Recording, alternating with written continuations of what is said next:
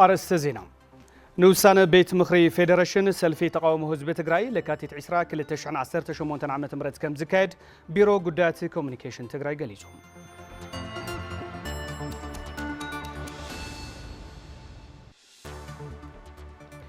ወረርቲ የብጽሕዎ ካብ ዘለው በደላት ንምምላጥ ልዕሊ 10,000 ነበርቲ ወረዳታት ጸለምቲ ናብ ከተማ እንዳባጉና ተመዛቢሎም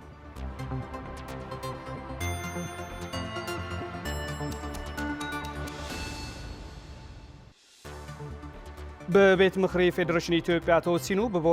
በመረጻ ቦርድ ዝወፀ መግለጺ ዝቃወም ሰልፊ ተሽከርከርቲ ኣብ ከተማ ሽረ እንዳስላሴ ተካሂዱ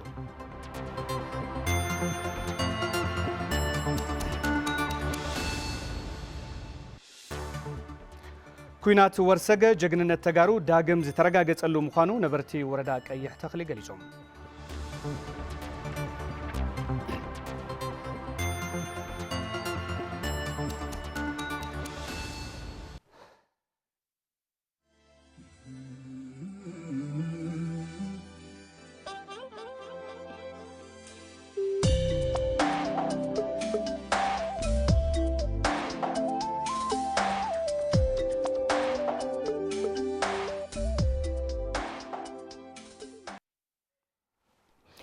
سلام متعنا هبلنا زخبركم تخاتلتي تلفزيون تግራይ نساعد زحزنا يوم علتاو زيناتات حزنا قريبنا لنا زينات الساعات بمراح انا تغلت خفله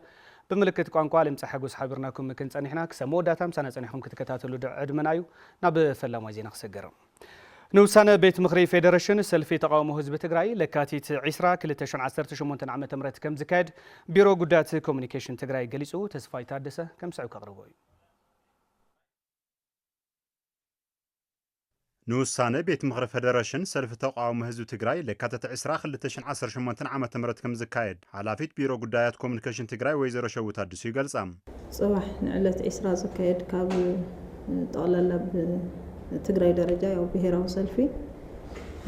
ዕላማኡ ፌደሬሽን ምክር ቤት ወሲኑ ወዘሎ ውሳነ ከም ትግራይ ከቢድ ሓደጋ ጥራሕ ዘይኮነስ ትግራይ ከም ክትሁሉን ከይትሁሉ ወሳኒ ዝኾነ ቴማ ስለ ዝኾነ ያው ሓደ ዝገበረና አጀንዳ ጥራሕ ዘይኮነስ ንቐጻሉን ከም ትግራይ ክንቐጽል ከቢድ ዝኾነ መንቀርቀር ምዃኑ ተረዲና ነዚ ዝኹንን ሰልፊ ይተጸውዕ ዘሎ እቲ መኸተነ ብሔራዊ ህልውና ብዝብል መርሕ ሓሳብ ዝካየድ ሰላማዊ ሰልፊ ውዕሊ ፕሪቶሪያ ብሙሉእነት ተተግቢሩ ዝተወረረ መሬት ትግራይ ናብ በዓል ዋና ክምለስ ዝጽጉዕ ሰልፊ ምዃኑ ወይዘሮ ሸውት የረዳ ሰልፊ መኸተነ ብሔራዊ ህልውና ዝብል ቴማ ዝሓዘ እዩ ያው ብሔራዊ ህልውና ከም ተጋሩ ክንቅጽል ከም ንፈልጦት ዝመጻናዮ ጉዕዞ ብፕሪቶሪያ ተኸንቢቱ ግን ድማ ውዕሊ ፕሪቶሪያ ነቲ ፕሪቶሪያ ዝተቐመጠ ሕግን ስርዓትን መሰረት ገይሩ መፍትሒ ክናዲ ተስፋ ዝተነበረሉ በዓል ዋና እንዳሃለዎ ግን ድማ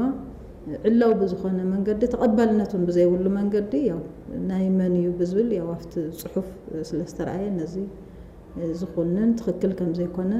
ስምዕታና በዓሉ ነቲ ፌደራል መንግስቱን ክሪኦ ዓለም ማሕበረሰቡን ነቲ ዝተበየነ ውሳነ ትክክል ከም ዘይኮነ ፕሪቶሪያውን ተግባራዊ ክኸውን ዳግም ጻውዒት ነቕርበሉ ዕለት እዩ ዝኸውን ማለት እዩ ህዝቢ ትግራይ ፍትሓውነትን ተቐባልነትን ዘለዎም ምእንቲ ህልውኑ ዝገብሮ ዘሎ ሰልፊ ምዃኑ ክፍለጥ ይግባእ ይብላ ስለዚ እዚ ሰልፊ እዚ ያው ተቐባልነት ዘለዎን ንፍትሒ ኢዱ ዝዘርግሐ ህዝቢ ከም ዘሎ ንህዝቢ ዓለም መስኪሩ ነፃነቱ መንነቱ ክብሩ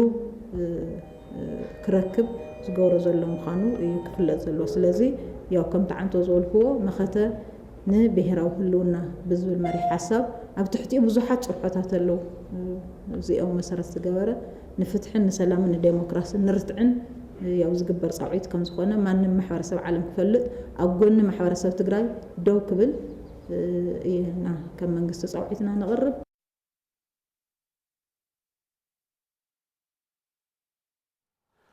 መሬት ጸለምቲ ወሬሮም ዝሓዙ ተስፋሕፋሕቲ ሓይልታትን ሰራዊት ኢትዮጵያን ኣብ ልዕሊ ነበርቲ ወረዳታት ክፍጽሙ ወጸንሑ ግፍዒ ብዝተወደበ መንገዲ ይቕጽልሉ ከም ዘለው ህይወቶም ንምትራፍ ናብ ከተማ እንዳባጉና ዝኣተው ወገናት ተዛሪቦም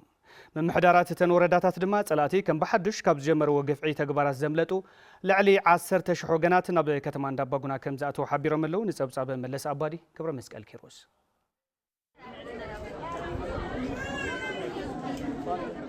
ነበርቲ ዞባ ሰሜን ምዕራብ ትግራይ ወረዳታት ጸለምቲ ላዕላይ ጸለምትን ከተማ ማይ ጸብርን ብተስፋሕፋሕቲ ሓይልታትን ሰራዊት ምክልኻል ሃገርን ይበጽሖም ካብ ዘሎ መጮይትን ምንግልታዕን ንምድሓን ዳግም ኣብ ምምዝባል ከም ዝርከቡ ኣብ ከተማ እንዳባጉና ዘዕቆቡ ወገናት ይዛረቡ ከይደናው ያው ኮምፒውተር ሕጋዊ ነበረ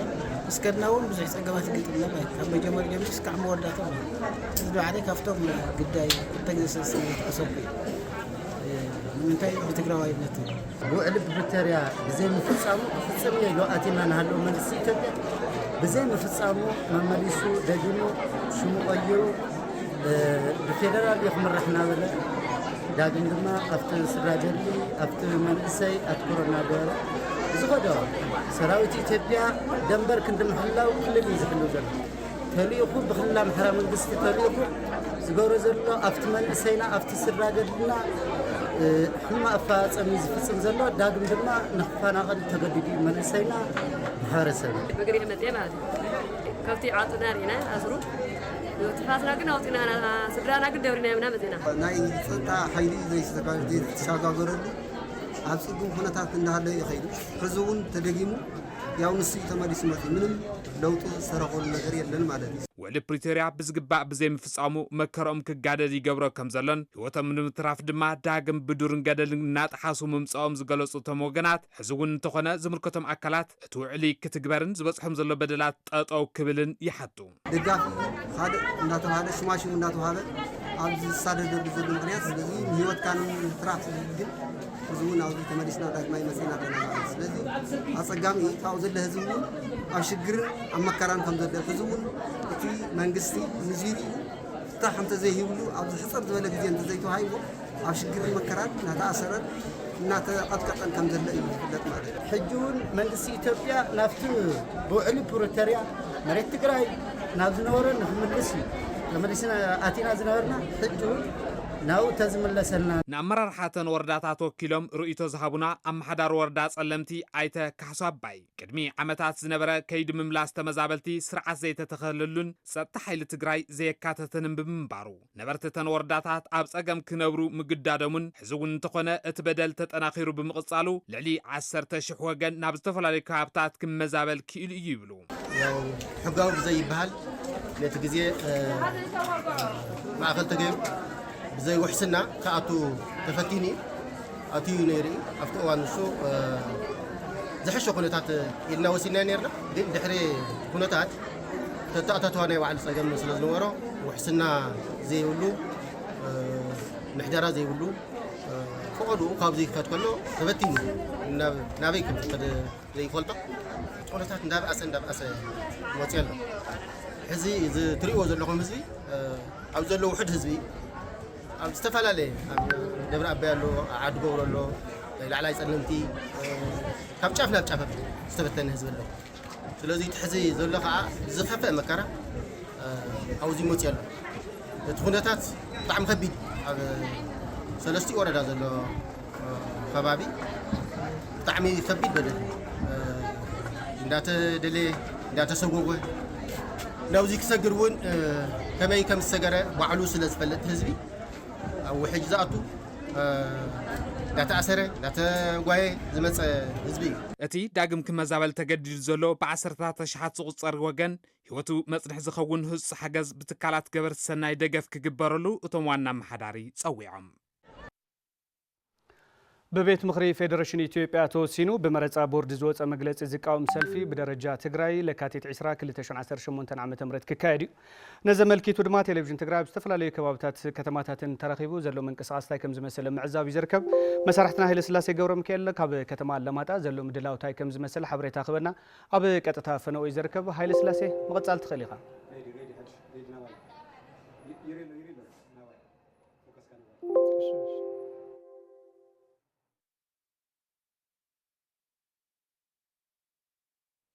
وغنلو أعتقلتي منجستي فيدرال ببيت مخري فيدريشن عبدلو قبل عليه جزاء تجراي زحلفه وصاني وزعبو ጊዜያዊ ምሕዳር ትግራይ ፖለቲካዊ ውድባት ሲቪክ ማሕበራት ዝተፈላለዩ ትካላትን ማሕበረሰብን ነቲ ውሳነ ናተቃውሞ መፅኦም ብፍላይ እቲ ውሳነ ትግራይ ግዛኣት ትግራይ ቆራሪስካ ህዝባ ንምድኻም ተሓሲቡ ዝተወሰነ ብምዃኑ እቲ ውሳነ ብዝተፈላለዩ ማሕበረሰብ እውን ተቃውሞ ገጠሞ እዩ ዝርከብ ብፍላይ ነቲ ውሳነ ስዒቡ ድማ ፅባሕ ኣብ መላእ ትግራይ ዝተፈላለዩ ሰላማዊ ሰልፍታት ከም ዝካየዱ ተገሊጹ ኣሎ ኣብዚ ቀረባ ግዜ ካብ ወረርቲ ነፃ ዘወጣት ከተማ አላማጣ ድማ ነዚ ውሳነ ብምቋም ዝተፈላለዩ ማሕበረሰብ ፅባሕ ሰላማዊ ሰልፊ ከም ዘካየዱ ተገሊጹ ኣሎ እቲ ምድላው እንታይ ይመስል ዝብል ነብሪ ኮና ድማ ከንቲባ ከተማ አላማጣ ኣይተ ሞጎስ ሽፈራው ኣብ ጎኒ እዮም ዘለው ጽቡቅ ኣይተ ሽፈራው እስኪ ከም ትቅድም ኢለ ዝገለጽክዎ ቤት ምክሪ ፌደሬሽን ዘውፅአ ውሳነ ልዕሊ ግዛኣት ትግራይ ስዒቡ ዝተፈላለዩ ተቃውሞታት ብፍላይ ቁጣዕታት እውን ኣስዒቡ ኣለሞ ከም ከንቲባ እቲ ከተማ አላማጣ ከቲ ጽባሕ ዝካየድ ምድላው እንታይ ዝመስል يقنلي قدمي انقع نبل 51 عمت من جمار برساوي قالسي قنص لنا حزباوي حدنا تግራይ አውጻኩም كلدلي ያው ሕዝቲ በፌደሬሽን ምክር ቤት ኢትዮጵያ ለተጻፈ ደብዳቤ حدث ትግራይ ለመት ለፈታተን ህዝቢ ሓድነቱ ከይጠናከር ናይ ትግራይ ግዛዓታት ቆራሪስኻ ጸላዕቲ ከምድሌቶም ክዕንድሉ ዝግበርሎ አካይዳ አግባብነት ስለለሉ እዚ ድማ ጠቅላላ መሪሕነት ካብ ወረዳ ክሳብ ጣብያ ነው ባደ ከፍናት ማይጥና ውሳነ ወስና ለወሰናዩ ውሳነ ድማ እቲ ህዝቢ ቁጣው ክገልጽ ስለነው ለለማንም ንጎ ሰዓት 12 ጀምርና ሰላማዊ ሰልፊ ለመግባር ተናበረህነት ውሳኔ ወሰኑት ህዝቡ ውሳኔ ወሰኑ ድማ ቁጣው በተግባር ለመግለጽ ንጎ ሰዓት 12 ጀምሩ ከካይት ሐሲና እና ማለት ይካላል ብፍላይ ከም ከተማ አላማጣ ይኹን ተፈላለዩ ግዛኣታት ትግራይ እውን ቤት ምክር ፌደሬሽን ዝሕለፈ ውሳነ ኣለሙ እዚ ውሳነ እዚ ታይ እንድምታይ ይልዎ يا زوج سالزي قبر حدث حدث تقرأيه حدث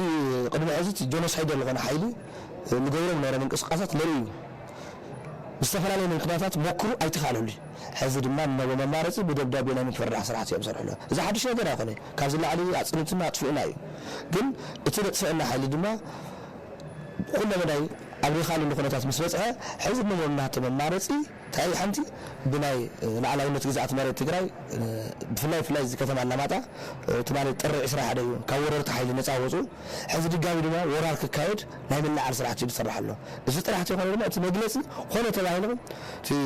ሓውና አምሓራ ህዝቢ ምስ ትግራይ ልነወርክብ ናብ ልሕሸ ከመጽ መልሱ ድማ ናብ ጎንጽ ለእቲ አካይደም እንድቆድሎ ማለት እዚ ማለት ድማ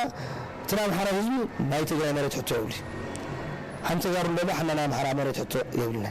تخابرنا بمحبراي بإيكونومي تحصلنا نبر ساعتنا إذا ما خونه تبعلو سلام هوا هو صبح مقال مسرعو حزرنا هم بحدش قنص كفتر سئل كفتر لو كناس كتر سرح له سرعه مقالو لرئيو مالتي كعليبات فلايت لغلطو هزون شرحتات التمول او سانه كم زغني فلاي تخزون بدداب لوصا ነገር له نزيت هول مغار قال اكرب بيت فردي كرئي لولمو ابو جزات فلاي حد العلاوي جزات كم حق منغست لصدقون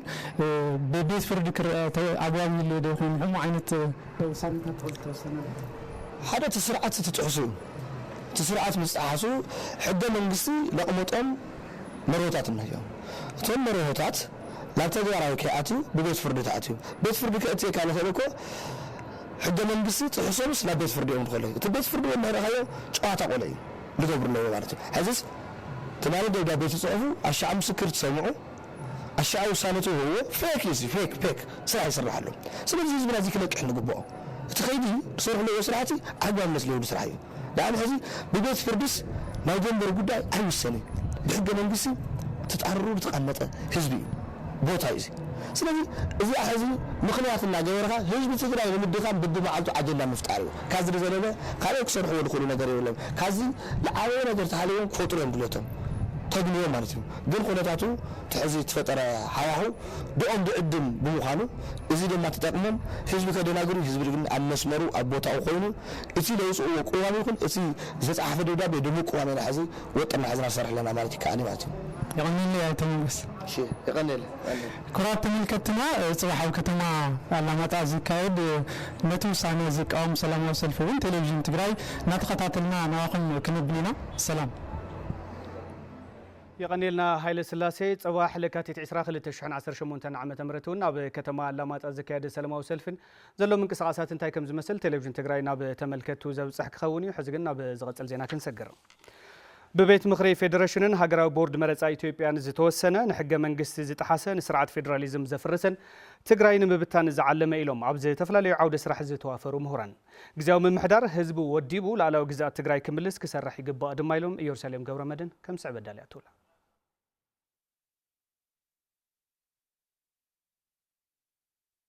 ኣብ ውሳነ ቤት ምክሪ ፌደሬሽንን ሃገራዊ ቦርድ መረፃ ኢትዮጵያን ዝሓለፈ ውሳነ ምልክትና ዘዘራርብናዮም ኣብ ዝተፈላለዩ ዓውደ ስራሕቲ ዝተዋፈሩ ምሁራን እቲ ውሳነ ነፃ ላዕላዊ ግዛት ትግራይ ንኻልእ ክልል ሕሊፍካ ምሃብ ንፌደራላዊ ዲሞክራሲያዊ ስርዓት ዝጥሓሰን ህዝብታት ትግራይን ኣምሓራን ብሓፈሻ ህዝቢ ኢትዮጵያ ናብ ሓደጋ ዘእቱ ተግባር እዩ ኢሎም ኦንሊ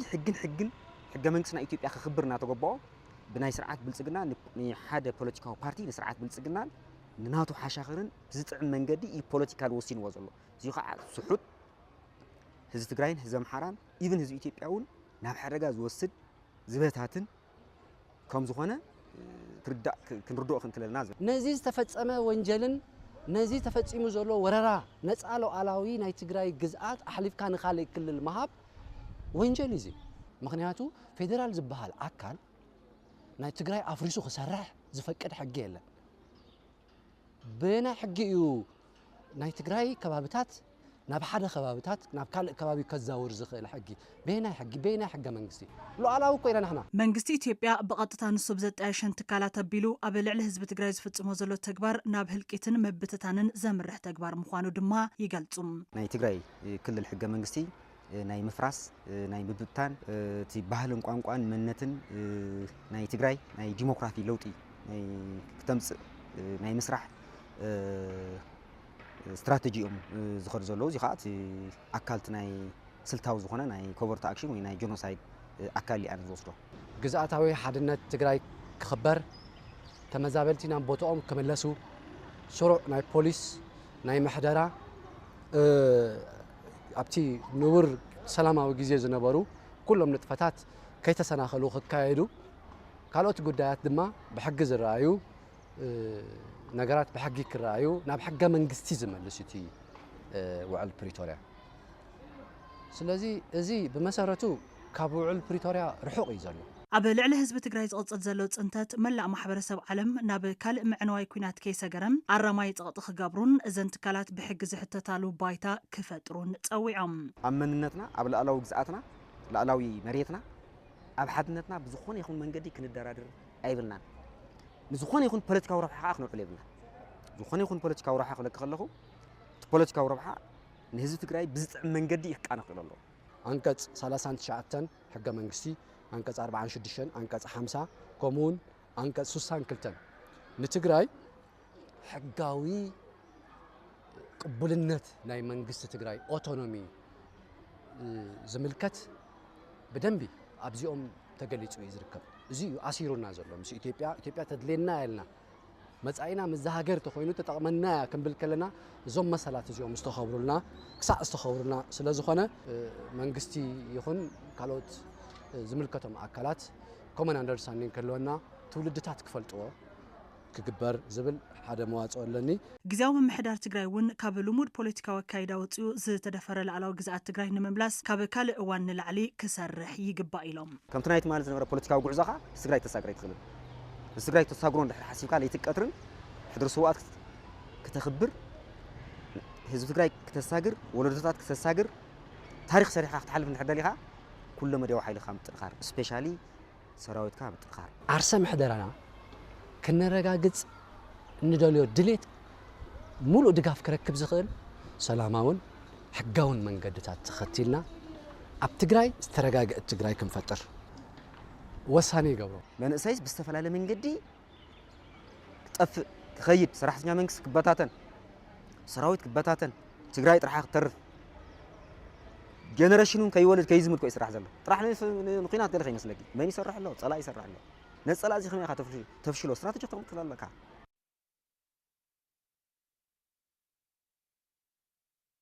በቤት ምክሪ ፌዴሬሽን ኢትዮጵያ ተወሲኑ በመረፃ ቦርድ ዝወፀ መግለፂ ዝቃወም ሰላማዊ ሰልፊ ተሽከርከርቲ ኣብ ከተማ ሽረ እንዳስላሴ ተኻይዱ እቲ ሰልፊ ሰብ ዋና ተሽከርከርቲ ሓዊሱ መላእ ነበርቲ ከተማ ሽረ እንዳስላሴ ዝተሳተፉሉ እንትኾን ትግራይ ብምብትታንን ብምቁራስን ህዝባ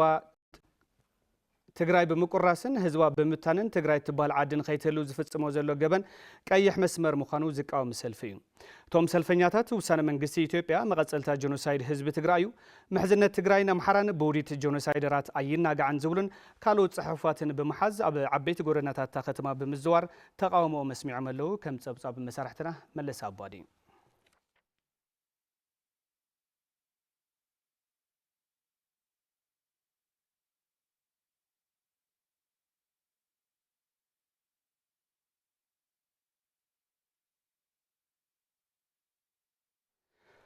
ሕገ መንግስታዊ ላዕላውነት ትግራይ ውዕሊ ፕሪቶሪያ ዝጠሓሰ ቤት ምክሪ ፌዴሬሽን መሰረት ገይሩ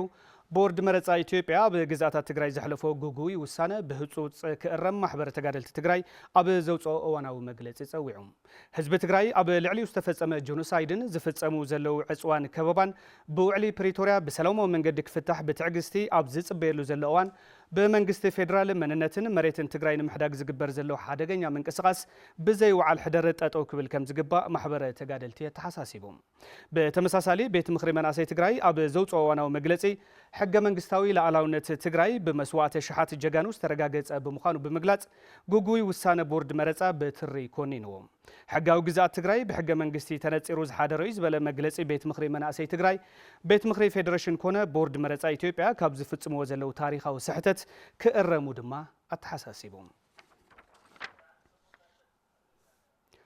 ናብ ዝቕፅል ዜና እንትንሰግር ድማ መናእሰይ ትግራይ ብስጋትን ኩናትን ወረ ኩናትን ዓዱ ሓዲጉ ክወፅእ ይግባእን ኢሉ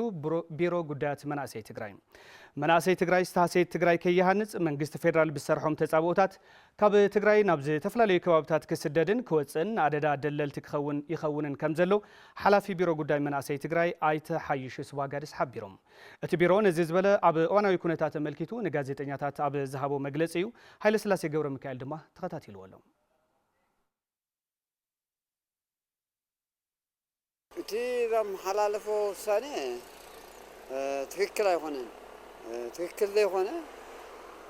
መንነት ህዝቢ ራያ ኣይጠየቀን ናይ መንነቱ ፍሉጥ እዩ ዝጠየቆ ስለ ዘይብሉ ኣብ ልዕሊ መንነቱ ተፅዕኖ ምግባር ፅቡቅ ኣይኮነን ጠቅላላ ግዛኣት ትግራይ እዩ ከም ዝፍለጥ ቆራሪፅካ ንምግዛእ ቆራሪፅካ ህዝቢ ትግራይ ንምብታን ዝሓሰቦ ሽርሒ እዩ እዚ ድማ ትክክል ኣይኮነን ኣነ ብወገናይ ይቅበሎ እዚ ናይ ትግራይ መሬት ምዃኑ ፍሉጥ እዩ ኩሉ ትግራዋይ ንሓድነቱ ክቃለስ ዝግባእ ኣብዚ መሬትና ተቆሪሱ ተሸርሚሙ ክኸድ የውልን ፍሉጥ ለሃለየ ግን ምስ ሓውና ምሕራይ ድምቅርሓን ዝትገበረ ስራሕ እዩ ዝመስለና ኣደቢሓ ፌደራል መንግስቲ ተፃልዐና የውልን ብስሩ ምስቲ ሕብረተሰብ ጎረዋይና ምሕራ ኣሕና ኩሉ ግዜ መንነትና ተፈለጠ ቦታና ተፈለጠ እዩ ሰሙን ይፈልጥዎ እዮም ኣብዚ ኣግድ ንትግራይ ኩልና ሓደ ኮይና ጠጠው ክንብል ኣለና ዳስኮራ ይኹን ኣብዚ ዘለና ይኹን ፖለቲካዊ ፓርቲታት ይኹና ሓደ ኮይና ነዛ መኸተ እዚኣ ክንፍፅም እዩ ዝግበአና ኣብ ምዕራብ ዘሎ ይኹን ኣብ ሰሜን ዘሎ ኣብ ማእኸል ዘሎ ብሓደ ኮይና ኩላና ተጋሩ ሓደ ኮይና ሓድነትና ጠናኺርና ብሓደ ኮይና ክንቃለስ ይግባአና ኣብ ሃለና ተጋሩ ሓድነትና ናስጥብነና ሓድነትና ስጥብና ብሰላማዊ መንገዲ ኣደግበርኑ ለነና ሓደ ቃል ኮይና ምህን ተባልና ትግራይ ሃም ትግራይ ደረጃ ንሓስበላ ይግባእ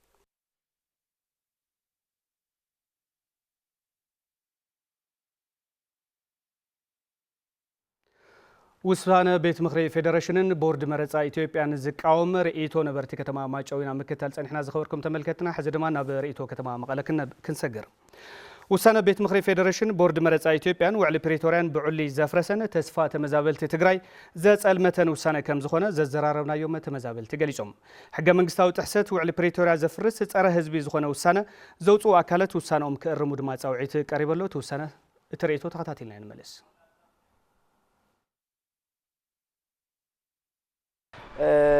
ዝሑል ኩናት ዝበሃል ይጸኒሑ ተመዛባላይ ተመለሰን ህዝብና ይሳቀይ ዘሎ ህዝብና ብቸንዳ እዩ ዘሎ ባራዊት ይብላዕ እዩ ዘሎ ይሳቀይ ዘሎ ኣብ ጥሜት እዩ ዘሎ ኣብ ጸገም እዩ ዘሎ ሕዚ ንዘዚ እዋን ኣሕሊፍዎ ዘሎ መልእኽቲ ድማ ንኡ ዘጋድድ እዩ ውዕሊ ነርና እዩ ፕሪቶሪያ ውዕሊ እዩ ተዋዒልና እና ተዋሂሉ እዩ ንሕዝና ነርና ድሓር እቲ ውዕሊ ፈሪሱ ሓድሽ ውዕሊ ድማ ናይ ባዕሎም እዮም ዝገብሩ ዘለው ላዕላዊ ግዛት ትግራይ ናብቲ ቀደም ዝነበሮ ይመለስ ዝብል ስርዓት ጥሒሱ ኣብ ክንዲ ንሱ ምላስ ኣብ ክንዲ ተመዛባሊ ምላስ ነቲ ህዝቢ ተፈጢሩ ዘሎ ናይ ጸጥታ ሽግር ዕሪ ናብ ዝገደደ ዘዋሳስብ ቤት ምክሪ ፌዴሬሽን ኢትዮጵያ ዝወፀ መግለጺ ብሓጺሩሲ ኣብ ህዝቢ ትግራይ ዘሎ እቲ ዝጸንሐ ጆኖሳይድ ላፈጸምዎ ዝጸንሑ ናይ ምቕጻል ከይዲ እዩ ኢለ ዝገልጸዋነ ጆኖሳይድ ተፈጺምና ይናበልና ነርና ሕዚ ድማ እቲ ጆኖሳይድ ብዘይ ኩናትን ብዘይ ድምፅን ብጥሜት ይህልቁና ኣለዉ እዮም ስለዚ ብጥሜት ዝሃልቕ ዘሎ ሰብ ዝውሰድ ዘሎ ሰብ ናብ ቦታ ይደኾን ይምለስ ኢሉ ተስፋ እናገበረሉ ዝጸንሐ ሕዚ ድማ ካሊእ ኣዋጅ ከዓ ይወጀል ኣሎ ስለዚ ኣካል ናቱ እዩ ብጥሜት እናተሳቀየ እናሞተን ከለኮ ፌደራል መንግስቲ ይፈልጦ እኮ እዩ ህዝቢ ፈቐዶ ተዋታቲኑ ምሕደሪ ዘይብሉ ዘይተራኸበ ምዃኑ እኮ ፌደራል መንግስቲ ይፈልጦ እኮ እዩ ህዝቢ ትግራይ ታዘለቶ ተማቒሉ ይሓድር ነይሩ ጸንቂቑ ወዲኡ ህዚ እንድሕር መሰረታዊ ልምዓት ባንክ እንድሕር ዘየለ ካየም ጽሕኽ ትመቕሉ እዮም ህዚ ንዞም ሰባት እዚኣቶም ዝሕረስ መሬቶም ገዲፎም ታዝነብሩላ ነብሩ ገዞም እውን ተሓዲጎም እንድሕር በፌዴሬሽን ምክሬት ብዓናይ ዝመሓደር ተባሂሎም እዞም ሰባት እዚኣቶም ዓዶም ተዘይተመሊሶም ሞት እናረእይዋ ክሞትሉ ዝኽእል ዕድል ምምችቻው ኣማቻችሎም ዘሎ ይሙቱ ይህለቁ እዩ ንበቃን ህዝቢ ትግራይ ከምኣነ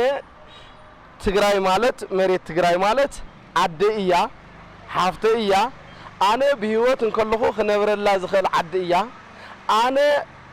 ሞይተውን ብሰላም ክቕበረላ ዝኽእል ዓዲ እያ ኣነ ነደይ ሕሊፈ ይህብን ሰላም ክደሊ ከለኹ ነደይ ግን ሕሊፈ ይህብን ሓፍተይ ክትዕመፅ ከላ ሓፍተይ ክዝረፍ ከላ ሓፍተይ ክትውሰድ ከላ እውን ሕሊፈ ይህብን ኣነ ክነብር እንተኾይነ እውን ሰላም ኩሉ ስለ ዝደሊ እዩ ዝገብር ዘለኹ ሰላም ይምፃእ ዝብል ዘለኹ ህዝቢ ትግራይ ገዲፍ ህዝቢ ትግራይ ግን ክነብር ኣይኽእልን ስለዚ ህዝቢ ትግራይ ኣማሓይሾም ይቅርታ እዮም ክብልዎ ዘለዎም ንሕና ተጋሩ ነታ ዘላትና መሬት ንእሽተይ ሒዝና ዝቐረየ መሬት ዝተወረረ መሬትና ንገድፍም ኣይኮናን ወይ ከምዚ ብመግለፂ ተደናጊፅና ንገድፎ መሬትም ኣይህልወናን ስለዚ እዚ ካብ ሓቂ ዝረሓቐ እዩ መሬት ትግራይ እዩ ናይ ተጋሩ እዩ ላቦትኡ ላብ ላዕላውነት ግዝኣት ትግራይ እዩ ከኣቲ ዘለዎ ዝብል ሓሳብ እዩ ዘለዎ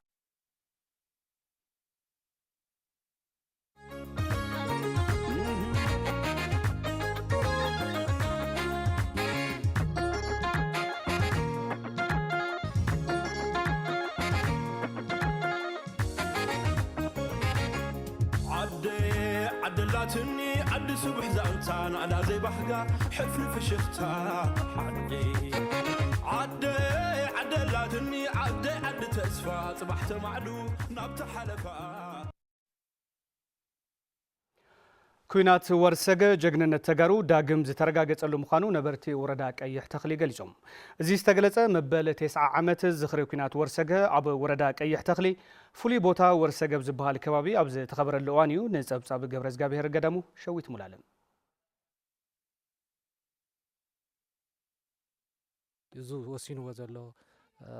መንግስቲ ኢትዮጵያ ብፌደሬሽን ኣቢሉ ቦርድ መረፃ ኢትዮጵያ እውን ካብኡ ተቐቢሉ ኣውፅይዎ ዘሎ ከም ተጋሩ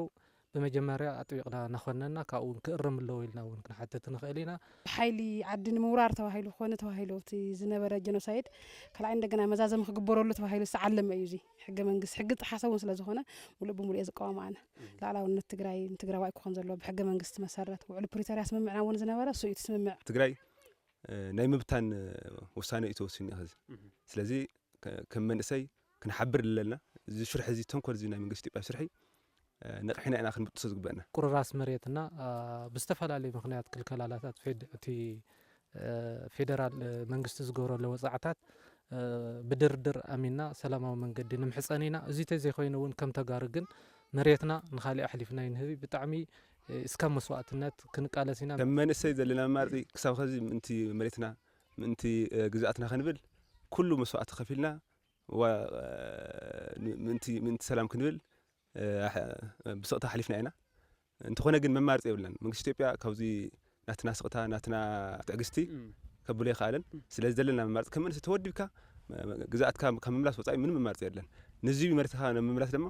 መስዋዕት ዘድሊ ትኾን መስዋዕት ክንከፍል ግድን እያ ሕዚ ትግራዋይ ዘሎ መላእ ትግራይ ዘሎ ኣብ ካብ ትግራይ ወፃእ ዘሎ ዓለም ዘሎ ትግራዋይ ብምሉእ ያው ብመንነቱ ዝመፀ ጉዳይ ስለ ዝኾነ ሓያል ሰልፊ ኣካይዱ ጽዑን ተፈጢሩ ቦትኡ ናብ ቦትኡ ክመለስ ኣለዎ ትግራይ መሬት ትግራይ ናይ ትግራይ እዩ ሕገ መንግስቲ ክኽበር ኣለዎ ተቃሊስና ዘረኸብና ሕገ መንግስቲ እዩ ኢልካ ንመፅእ ሕገ መንግስቲ እውን ይኾነ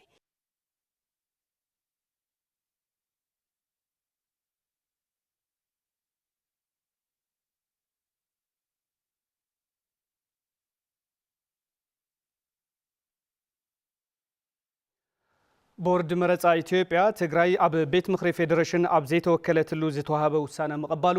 ክውገዝ ከም ዝግባእ ቤት ጽሕፈት ቤት ምክሪ ትግራይ ተሓሳሲቡ ሕገ መንግስታዊ ግዛት ትግራይ ብመሰረት አንቀጽ 2 ወሰን ብሔራዊ ክልላዊ ትግራይ ንጹር ከም ዝኾነ ቤት ጽሕፈት ቤት ምክሪ ትግራይ ኣፍሊጡ ቦርድ መረፃ ኢትዮጵያ ትግራይ ኣብ ቤት ምክሪ ፌደሬሽን ኣብ ዘይተወከለትሉ ዝተዋሃበ ውሳነ መቐባሉ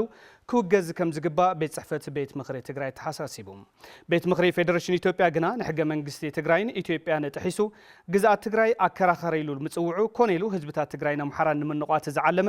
ዘይሓላፍነታዊ ተግባር ከም ዝኾነ ስሚሩሉ መንነትን ሉዓላዊ ግዛትን ትግራይ ናብ ዋጋ ዕዳጋ ዘይቀርብ ቀይሕ መስመር እዩ ዝበለ ቤት ጽሕፈት ቤት ምክሪ ትግራይ ውሳነ ቤት ምክሪ ፌደሬሽን ኢትዮጵያ ኮነ ቦርድ መረፃ ኢትዮጵያ ዝወሰንዎ ሕገ መንግስታዊ ተግባር ንውዕሊ ፕሪቶሪያ እውን ዘፍርስ ብምዃኑ እቲ ውሳነ ክእረም ማሕበረሰብ ዓለም ጽልዋ ክገብር ጻውዒት ተቕሪቡ ክብል መሳርሕትና ኤፍሬም ረዳሃይ ጸብጺቡ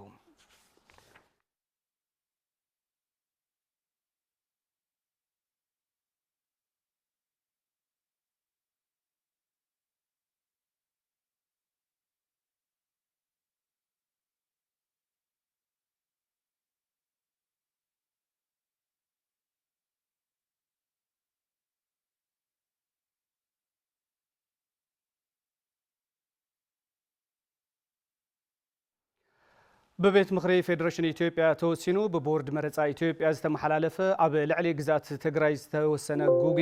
ውሳነ ዝቃወም ሰላማዊ ሰልፊ ኣብ መላእ ትግራይ ለካቲት 20 2018 ዓመተ ምህረት ከም ዝካየድ ቀደም ክብል ሓቢርና ነርና ሕዙን ቴሌቪዥን ትግራይ ኣብ ከተማ ሽረ ተረኺቡ ዘለው መንቀሳቐስ ታይ ከም ዝመስል ናብ ተመልከት ተኸብጽሕና እዩ መሳርሕትና ምላሹ ኪዱ ድማ ብቀጥታ መስመር ይዝርከብ ምላሹ ዘለውኻ ሓበሬታታት ናብ ተመልከት ምጽዋሕ ትኸሊኻ መቕጻል ይካል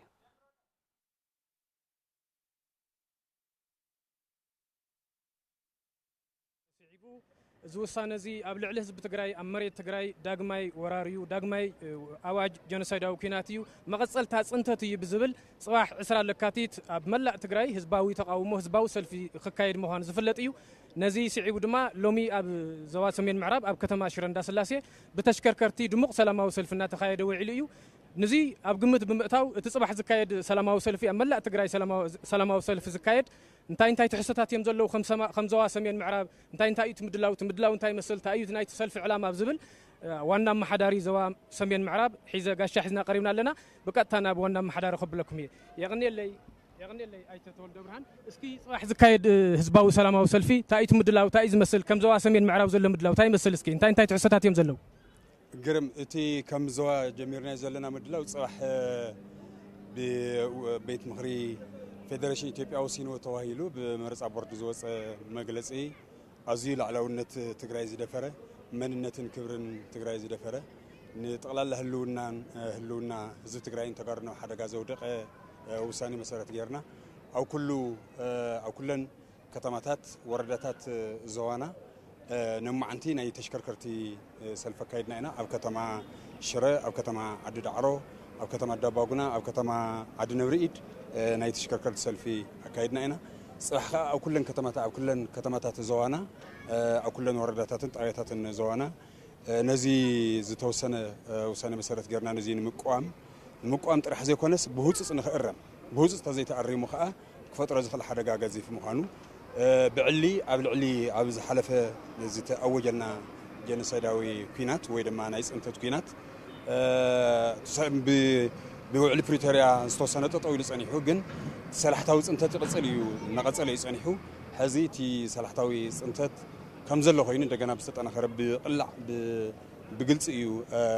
كينات أوجنا زلوا سلازي كينات زي بزخون يخون معكاني زخم زل وساني زخم زل تجبر كم هزبي كم زوا كله تقلل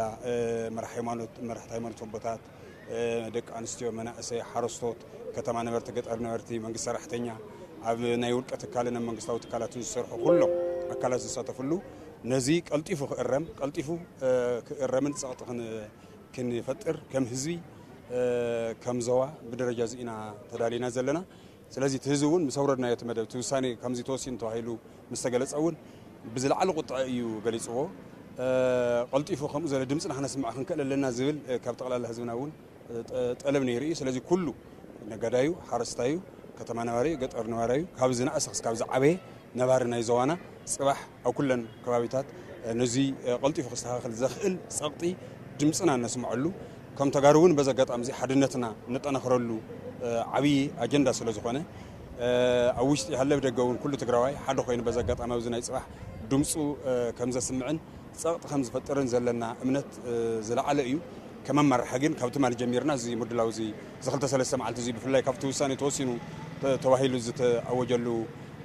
علت عصر شيء جميرنا استفلا ليونيتي كمان مرة حاز ومرة حا كمان مرة حا تخكل يكون اليوم بدمسنا سبعين عنا نايكلن كتماتاتن نايكلن ورداتاتنا مرة حناون دمس صحيح نايت أوي مرة حا هزنا كم إلو كم زل من قصاصنا قنينا بزلع على من نقنا أجن صباح كم زلت أنكرة سلفي هزوا سل هزبي سلاماوي هزوا سلفي خنا كايد سلامة بزخنا من قدي هزنا سلامون وحسك قون مسنا يصص مرة حنا قبل على سبت حتي جب مرة أجرنا سلاماوي سلفي أنا كايد زلنا دمسنا إنا خنا نسمع بسلام كابتي مدلواتنا كابنو جوه عصرت ساعة جميرو أو كتماتات من قصاص كليو سلازي نجوه عصرت خلت الفرقان حارس عتبيلو أو كل الناي سلف مأخل إلنا زنس أرناين بطاطات يخرك هزنا سلامة بزخنا من قدي دمس أسمعوا بسلامنا وجزء كمل الزخل نايس تمدلون مرد المفارون غيرنا أنا مو تمدلوا زي إزمسل يغني اللي وانا محداري زوا سمين معراب أي تولد برهان قبر صديق عزي إذا مسجن تملكتنا كاب صباح نجوه لا سلك ساعات 10 تخلت جميرنا أبزي أب حمبرتي كتما شرا زوا سمين معراب كتما شرا مالتيو أبزي زل مدلاو تايز مسل كاب نجوه جميرنا كم تلفزيون تقرأي نواخم كتا فنونا أتناخنا محلال فينا يغني اللي تخلتي أزي إذا مسجن برغليتي ملاشو كيدون إذا هو كان حوريتا زينا أنا مسجنة تبع ملكتي تلفزيون تقرأي دومات صواح على كاتيت عشرة كل تشن عشر شمونتن عم تمرت أب ملا تقرأي زكاية سلمة وسلفي نعو ملكيتو بسفلة لي حوريتاتنا باخم كنا بتصحنا أب زينا وجنا ونحزنا خن قتلنا حزقنا ببي سي زوج أو حوريتا كنسجر وعلي بريتوريا ذهبوا معدلات بأجوابه بزيمت كم حدقة كيناتين سلالو مهلاو بي سي سبتيبهم أب لعلي حزب تقرأي استفدت أما دماو كينات وعلي بريتوريا دوم بالو حزب تقرأي والسون قل قالوا تتخفتهم له من باروم زخاخر صبصاب بي سي أب مونغو منغستي إثيوبيان تقرأين زيمت ممان زفترو تقباراتنا تفتسمو ممصومو نقليصوم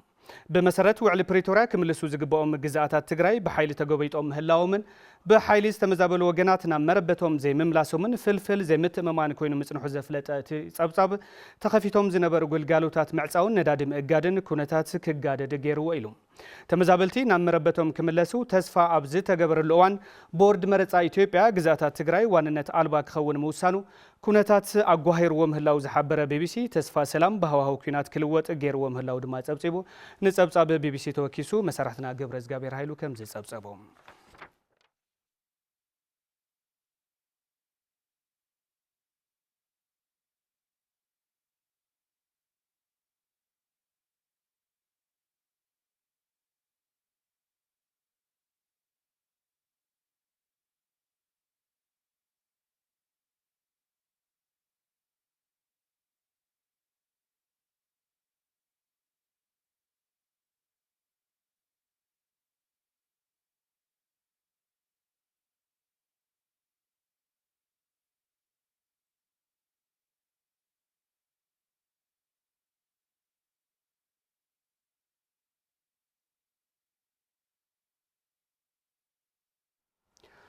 ኩናት ወርሰገ ጀግነት ተጋሩ ዳግም ዝተረጋገጸሉ ምዃኑ ነበርቲ ወረዳ ቀይሕ ተኽሊ ገሊጾም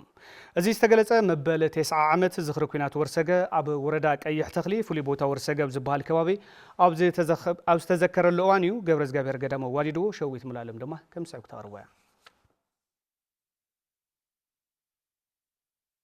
ኩናት ወርሰገ ድሕሪ ስዕረት ኩናት ዓድዋ ሰራዊት ጣልያን ብዙሕ ምድላው ገይሩ ድሕሪ 40 ዓመት ኣብ 1928 ዓመተ ምህረት ትግራይ ንምንብርካኽን ንናይ ኩናት ዓድዋ ሕነ ንምፍዳይ ዝተኻይደ ኩናት ምንባሩ ሰነዳት ታሪክ ይሕብሩ መበል 9 ዓመት ዘኽሪ ኩናት ወርሰገ ኣብ ወረዳ ቀይሕ ተኽሊ ፍሉይ ቦታ ወርሰገ ኣብ ዝበሃል ከባቢ ተዘኪሩ ውዒሉ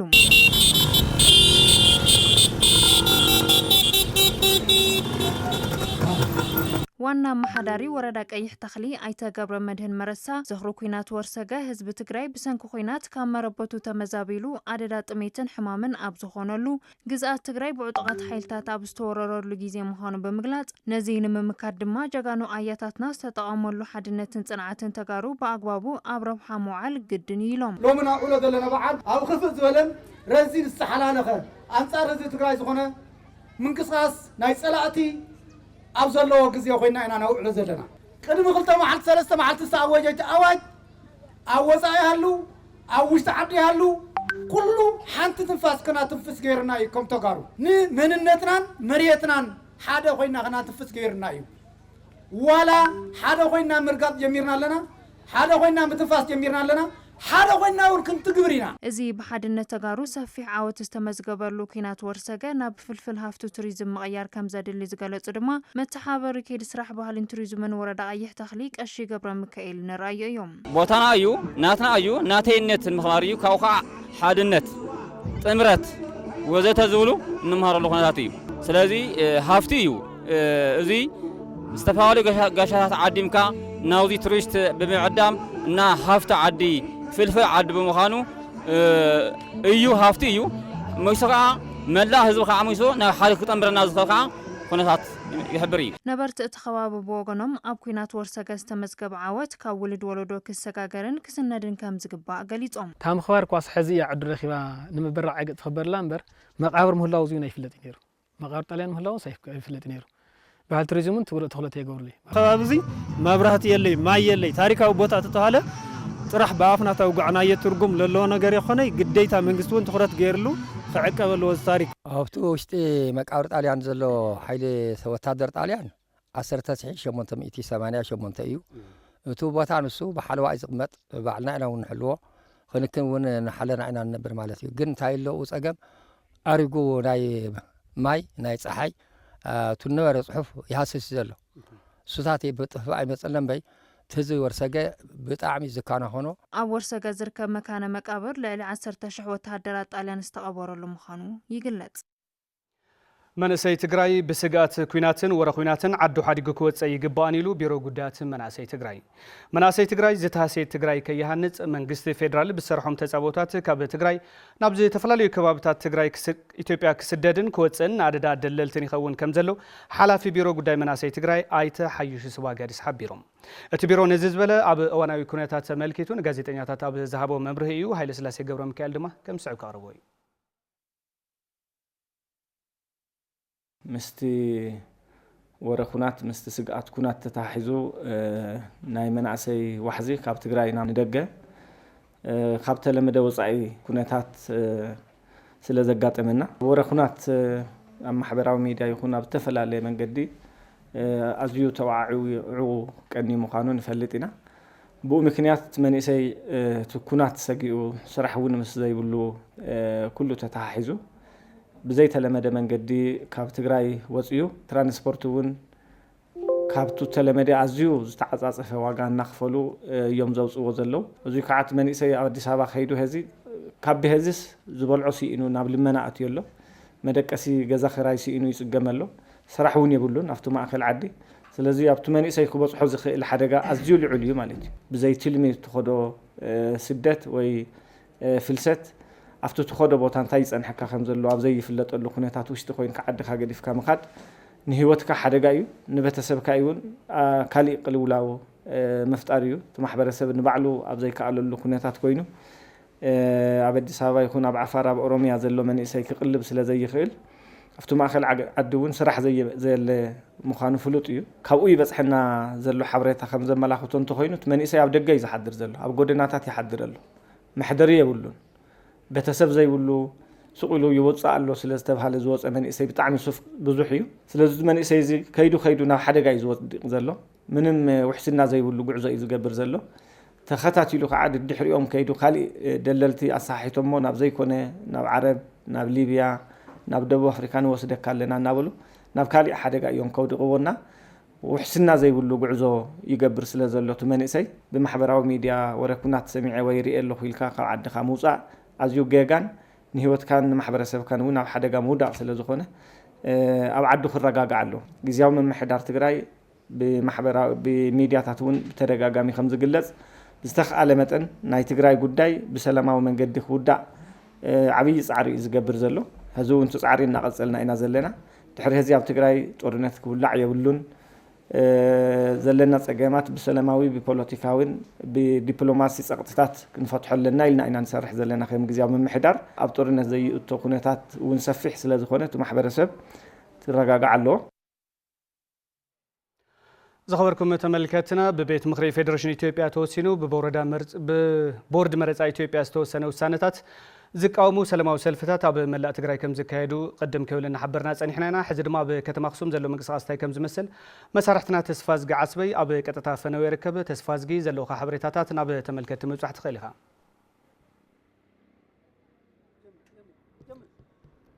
يغنيلي هتخلتي كبرات تملكتنا حزي اب كتما اخسومينا ترخمنا زلنا حزب تግራይ ውዕሊ ፕሪቶሪያ ምስ ተፈረመ ዓብይ ተስፋ ኣምቢሩ ነይሩ ተመዛበልቱ ናብ መረበቱ ክምለሱ ግዛኣታዊ ሓድነቱ እውን ብቕልጡፍ ክምለስን ናፍቲ ንቡር ሰላማዊ ህይወት ክምለስን ተስፋ ኣምቢሩ ነይሩ ይኹን እምበር ዛጊድ እቲ ውዕሊ ብዘይምትግባሩ ኣብዚ ዘለናዮ ኩነታት ኢና ዘለና ተመዛበልቱ ናብ ከቢድ ናብራለው ብዓብዩ ድማ መሬት ትግራይ ተጎቢጡ ክሳብ ሕዚ ይነብረሎ መንግስቲ ኢትዮጵያ እውን እዚ ንምፍታሕ ብዙሕ ተርኢታት ኣየርእን ዘሎ በኣንጻሩ እዚ ወራር እዚ ብሓይሊ ዝተጎበጠ መሬት እዚ ነቲ ወራር ዝድግፉ መግለጽታት ከውፂና ንዕዘቦ ዘለና ናይ ቀረባ